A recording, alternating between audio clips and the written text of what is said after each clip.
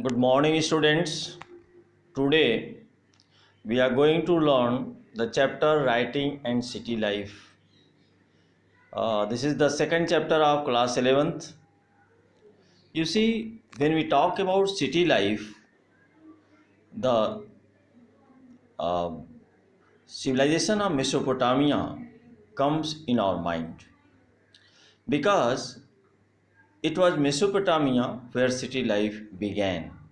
Everybody want to live in city, so the question arises where this city life started. So, as the chapter itself reflects the city writing and city life, so these two terms were firstly used in Mesopotamia because writing and city life was started in Mesopotamia. If we say Mesopotamian civilization, so in present day, now it is a part of Republic of Iraq. So and this is the area lying between Euphrates and Tigris. If we talk about the location of Mesopotamian civilization, then it is the area between Euphrates and Tigris River, which is present in present day part of Republic of Iraq. Mesopotamian civilization is known for many things as prosperity life, city life, okay, astronomy, mathematics. If we talk about the calculation of Mesopotamian, they used this method to find out the square root of 2 second, and nowadays the method we are using in finding out the square root of 2, it is near about the same which Mesopotamian civilization were using to find the square root of 2. So their mathematics was so developed. They started the city life. They started the writing. So due to this, all these things, it is necessary to learn about this civilization, how it emerged, what are its main characteristics. So we are going to learn about this in this chapter. Mesopotamian writing system literature is spread to the eastern Mediterranean, northern Syria, Turkey after 2000 BCE, show that the kingdoms of that entire regions were writing to one another in the paragraph of Egypt. In the beginning of recorded history, the land, mainly the urbanized south, um, was called Sumer, and Akkad became the important city. This why this Mesopotamia was important to European, because references to it in the Old Testament of the Bible, Old Testament, the first part of the Bible, this Mesopotamian civilization is referred. That is why this civilization is important for Europeans. And by the 1840s, this executions in Mesopotamia had run very long time due to this the value mentioned in Bible, the first part of Bible, that is the Old Testament. You see, according to the Bible, the flood was meant to destroy all the time all life on the earth. So, however, the God chose a man, Noah, to ensure that life could continue after the flood, and to save the life of the insects, animals. Noah had made a huge boat, and he took a pair each of all known species of animals and birds on board, which survived the flood. And there was a striking similar story in the Mesopotamian traditions. Likewise, so we can say the story of this Bible, the story of Mesopotamian civilization, and same story you can find out in Indian mythology, Hindu mythology, where the incarnation of Lord Vishnu, that is the Matsya avatar, in the form of Matsya avatar, is also found. So, you see, if we talk about the Hindu mythology, the same story is here in the form of Matsya Avatar, the first incarnation of Lord Vishnu. If you consider the 10 incarnation of Lord Vishnu, so this Matsya Avatar is the first incarnation. And if we talk about the 24 incarnation of Lord Vishnu, then the first incarnation is Sanak Sanandan Sanatan Sanat Kumar. And that is why we can say, we can link up that this mythology of Hinduism, this mythology of Judeans is also found in Mesopotamia, and the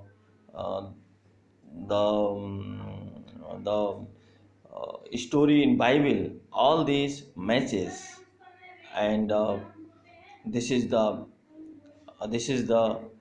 link up which we have to learn. You see, this is the map of Mesopotamian. If we talk about the geography and geography of Mesopotamia, so it is a land of diverse environment, different kind of landscapes, different kinds of forests are found. In the northeast lies green. The Mesopotamian civilization's northeast portion lies green, and on this enough rainfall to grow crops. Here, agriculture began between 7000 and 600 BCE. If you talk about this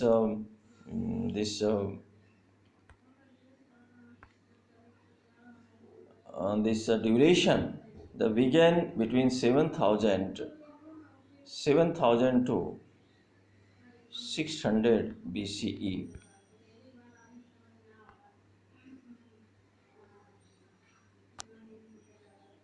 Um, in the north,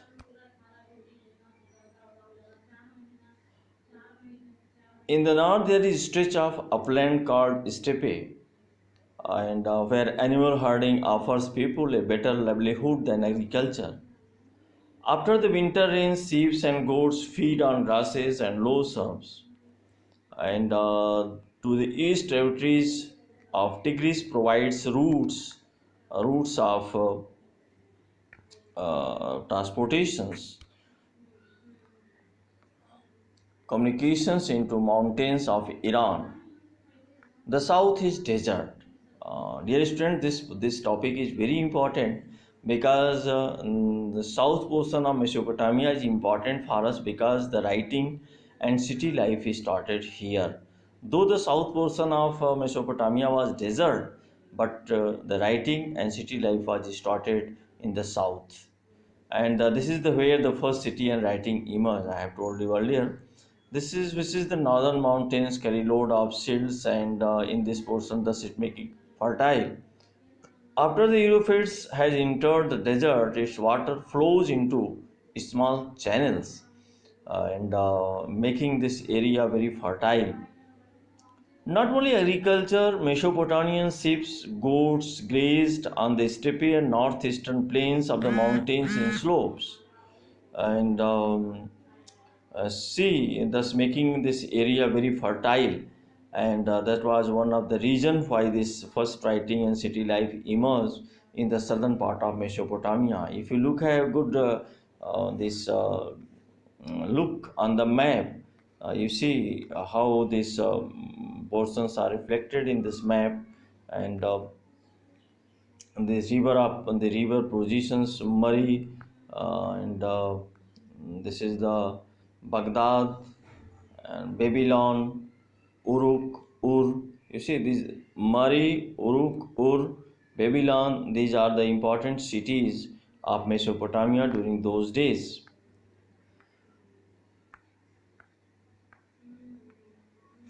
You see, the earliest city in Mesopotamia date back to the Bronze Age. Earliest cities in the Mesopotamia back to the Bronze Age, that is 3000 BCE. And if we talk about the Harappan civilization of India, if we link up this Harappan civilization with the Mesopotamian civilization, then the Harappan civilization is also belong to Bronze Age, and bronze is alloy, copper, and tin. Using bronze made to procuring these metals. The tools of bronze, the equipments of bronze metals were used by the Harappans as well as the Mesopotamian civilization. And the next topic, the significance of urbanisms. Cities and towns are not just like places with the large population, and it is when economy develops in spheres other than food productions that it becomes an advantage for people to cluster in towns. You see, why city life develop? Because city develops when one becomes rich, when the economy develops. So the urban economies comprises besides of food productions, trade, manufacturers, and services.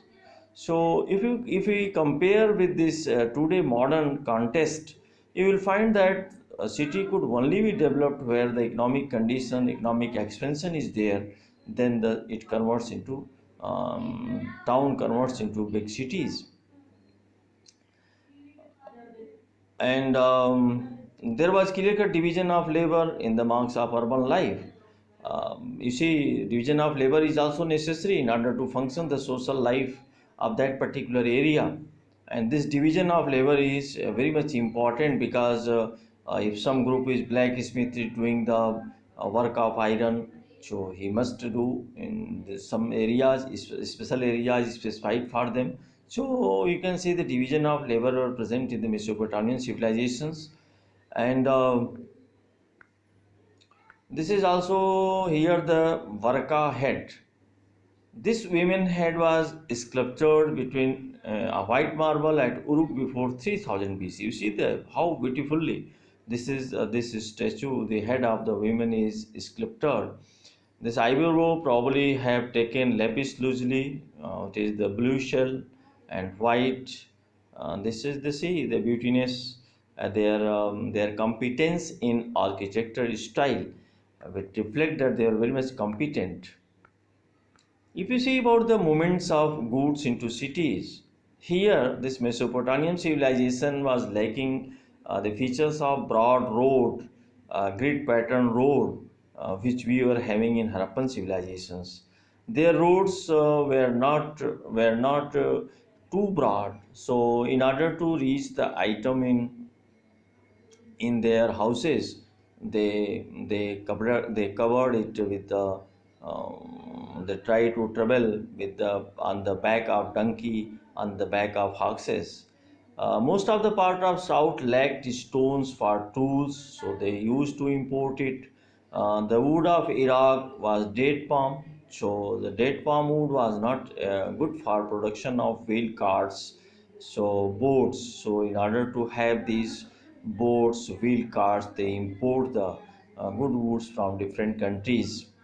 So, as far as the metal concerned, they exchange their agriculture produce with other countries in order to import textiles, silver, gold, cells, and mineral resources, but much less scope for agriculture. Development of writing. Dear student, development of writing was another features due to which we are focusing on this Mesopotamian civilizations. All societies have language in which certain spoken sounds convey certain meanings. This is the one of the main important features of the every writing, whether it is English, whether it is Hindi, whether it is Urdu. So this is the verbal communications. Writing too is verbal communications, but in different way. When we write, we put a sign, another person recognize it. When we talk, writing on a script, we mean that spoken sounds are represented in visible signs. When we say Ram, RAM, Ram, so when we show this RAM, Ram to other persons, he try to recognize R for reflect for Ra, Ram. So likewise. So the first Mesopotamian civilizations written around 3200 BCE. Now this line is very much important for the one mark questions. In 3200 BCE, the first Mesopotamian tablet were found, and it was having picture like signs and number near of oxen, fish, breads, loaves were there, and list of goods were brought into distributed from temples of Uruk, a city in the south. And you see, the first city we have found, it is also found in the southern portions of the Mesopotamia. So you can imagine how it was difficult to recognize the 5,000 symbols of oxen, bulls, fishes, and you see at the writing and studying uh, these 5,000 symbols were too much difficult of those times. They generally used to write on clay, earthen clay, that is was in form of tablet, and they put their writing in the form of cuneiform, which means eight shape on this clay. And when this clay become dried, they used to carry. Basically, these writings were used for having the records of their trade and business, for maintaining the dictionaries. And when the use of these tablets, these writings become useless, they used to throw it. And in this way they prepare another clay tablet on which they press the cuneiform, which means eight shape writing. And you see, you can recognize the press later on this tablet. Though it was very much difficult, but people were studying, people were reading. So the weight shape means cuneiform, which means cuneiform, and the sign onto the smoothened surface, while it was still most. Then they used to put the cuneiform. By 2600 BCE, the letters become cuneiform and the language was Sumerian. So, if somebody asks you which is the first language, the answer is Sumerian. By 2600 BCE, the language was Sumerian, and writing was now used not only for keeping records but also for making dictionaries. Now, the collections of word begins with the Sumerian language in 2600 BCE. And announcing the changes, the king, if the king become able to write and read, he just make ensure that these things are written on the tablets, these things are written, having the records that their king is knowing writing and reading. So it was one of the important feature of this. By 24 BC, by 2400 BCE, Akkadian language came into force, and by 2400 BCE, Akkadian language replaced Sumerian language. So we have to remember three things. By 3200, by 3200 BCE, writing emerged. At that time, Sumerian came into force, and by 26 BC, 2600 BC, letters become cuneiform. By 2400 BC, Akkadian replaced Sumerians. So we have to learn, remember three things. The system of writing, I have already told you that it was comprising of more than 5,000 this auction, fishes, symbols, and numbers. So it was very much difficult to write and study during those days. The sound that cuneiform signs represent was not a single constant. It was not a single constant. What you mean by single constant? As you say A, E, I, B, these are the single constant. And vowels such as in English alphabet, but Selwell says put la in. The sign that Mesopotamian scribed to learn ran into hundreds, and he had to be able to handle a wet tablet and get it written before it dried. So writing was a skilled craft. Besides all these features, writing was a skilled craft. If you are not a skilled persons, if you are not a skilled craft student, you may not be able to write during those days. But more important, it was enormous intellectual achievement, copying in visual form the system of sound particular language. The usage of writing, nothing extra. as we got today, the usage of writing, the same thing was there. Usage of writing by making the record of their transactions, by making the record of these new words in form of dictionaries, etc. The messengers could not get this right. The king used to send the messages through these tablets from one place to another place. So you can say the usage of writing were the same as we are using this writing for to fulfill our purpose. The same thing was there.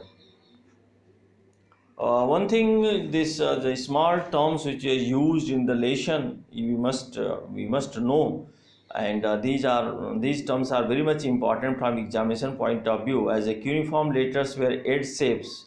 Eight means nukila, this very sharp shape, hence like nails. So cuneiform letters were wedge shapes, hence like nails. The like nails are wedge. So this cuneiform is also used for that purpose. We will quickly cover up one or two more topics. Urbanization in southern Mesopotamia, temples and kings. So we know in southern Mesopotamia the urban cities developed, this writing system developed.